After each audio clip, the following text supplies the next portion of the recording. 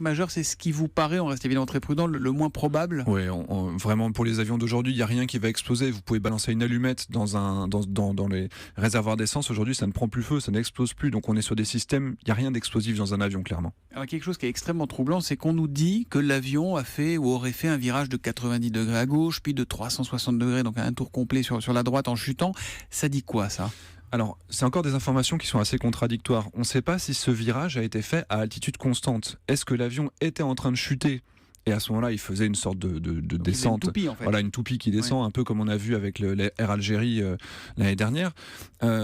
Soit c'était à altitude constante. Si c'était à altitude constante, c'était éventuellement que l'avion n'avait pas explosé et qu'il était peut-être maîtrisé. Donc là, ce serait une déconnexion du système. Ça, c'est une manœuvre humaine. À ce manœuvre humaine. On imagine. Enfin, l'avion, de toute façon, par lui-même, ne fait pas de virage tout seul. L'avion va continuer tout droit. C'est un peu comme une voiture. Vous êtes sur un rond-point. Si vous lâchez votre volant, vous repartez tout droit. L'avion, c'est la même chose. Il est très stable. Donc là, un virage, c'est forcément manuel. Un virage en descente, et c'est pas l'information qu'on a, là ce serait éventuellement l'explosion serait valable.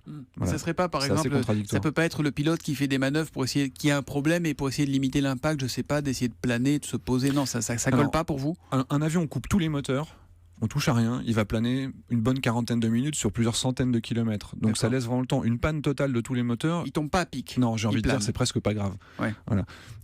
On sait gérer, il y a vraiment pas de souci. Puis l'avion n'arrête pas d'émettre instantanément de cette manière-là.